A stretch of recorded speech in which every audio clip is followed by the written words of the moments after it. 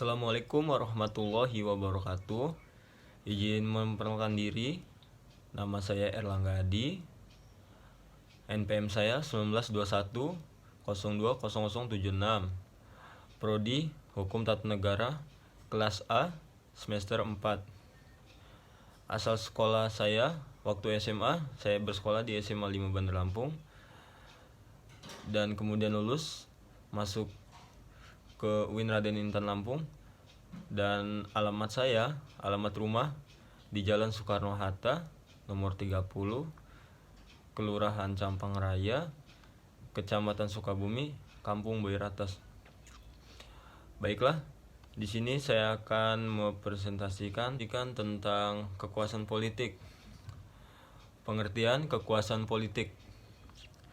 Pengertian kekuasaan politik: kekuasaan adalah kemampuan seseorang atau sekelompok manusia untuk mempengaruhi perilaku seseorang atau kelompok lain sehingga tingkah laku itu menjadi sesuai dengan keinginan dan tujuan dari orang yang mempunyai kekuasaan.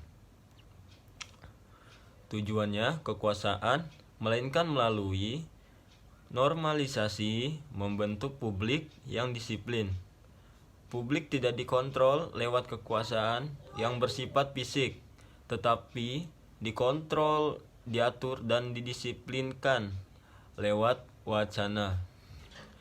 Kekuasaan harus membawa kesejahteraan bagi masyarakat dan bukan mendatangkan dominasi yang mengakibatkan ketidakseimbangan dan ketidakadilan serta diskriminasi politik bagi masyarakat itu sendiri. Menurut Soejourno Sukamto, kekuasaan diartikan sesuai kemampuan untuk mempengaruhi pihak lain untuk kehendak yang ada pada pemegang kekuasaan. Menurut Charles Adrian, kekuasaan diartikan penggunaan sumber daya baik berupa aset atau kemampuan untuk memperoleh kepatuhan atau tingkah kekuasaan. Menurut Charles Adrian itu sendiri, laku menyesuaikan dari orang lain. Menurut Talcott Person, yaitu kekuasaan merupakan suatu kemampuan untuk menjamin pelaksanaan kewajiban yang mengikat terhadap tujuan-tujuan kolektif yang telah disepakati dari satu-satunya yang ada di dalam suatu sistem organisasi kolektif tersebut. Dan kekuasaan dapat berasal dari sumber kekuasaan antara pribadi, kekuasaan struktural dan situasi, kekuasaan pengambilan keputusan, serta kekuasaan informasi. Kekuasaan antara pribadi menurut Reference dan Bertrand Reference, kekuasaan pribadi dibagi dalam 5 sumber, yaitu 1. Kekuasaan legitimasi, 2. Kekuasaan imbalan, 3. Kekuasaan paksaan, 4. Kekuasaan ahli, 5. Kekuasaan panutan.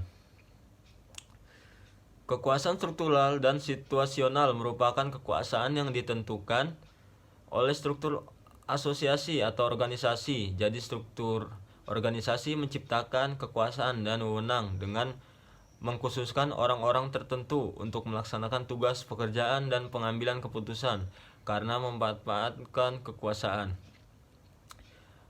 Kekuasaan pengambilan keputusan yaitu derajat seorang atau jabatan kekuasaan dan mempengaruhi pengambilan keputusan akan menentukan kadar kekuasaan. Kekuasaan politik di Indonesia. Kekuasaan politik Indonesia pada awal kemerdekaan berdasarkan Undang-Undang Dasar 1945. Indonesia menganut sistem presidensial, di mana kekuasaan presidensial bersifat mutlak.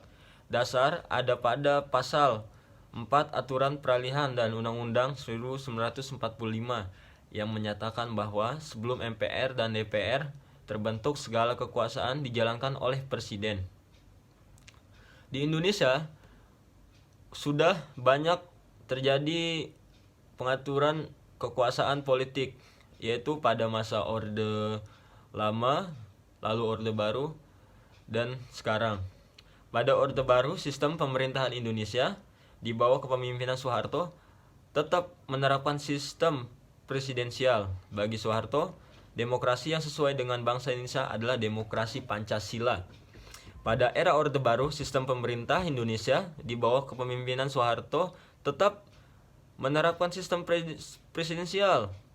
Ketika era reformasi di mana ada kebebasan sehingga sistem presidensial tidak dapat diciptakan stabilitas. DPR melalui MPR dapat menjatuhkan presiden. Oleh karena itu, dipraktikkan adalah sistem parlementer.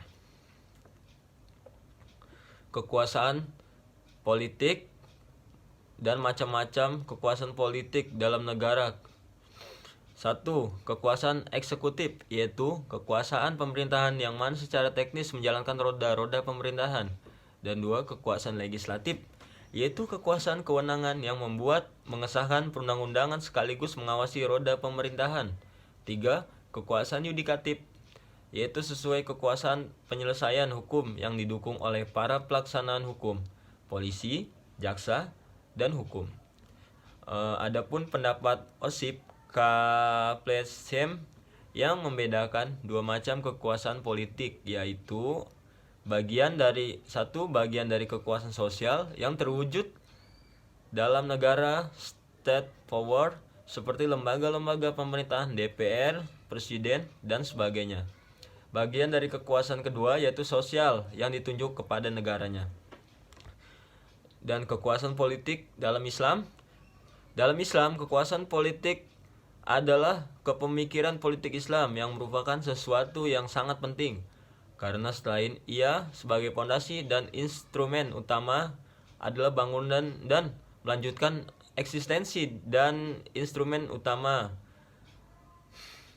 kehidupan manusia. Tuhan adalah sumber dan pemilik kekuasaan. Manusia hanya memperoleh kekuasaan itu dari Tuhan sebagai wakil atau khilafah di bumi dalam mewujudkan kemaslahatan bersama.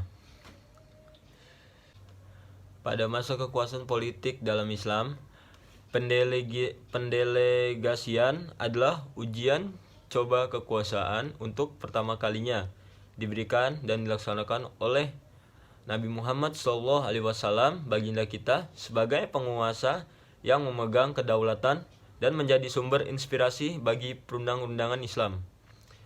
Kalangan intelektual Islam mengemukakan beberapa teori mengenai kekuasaan.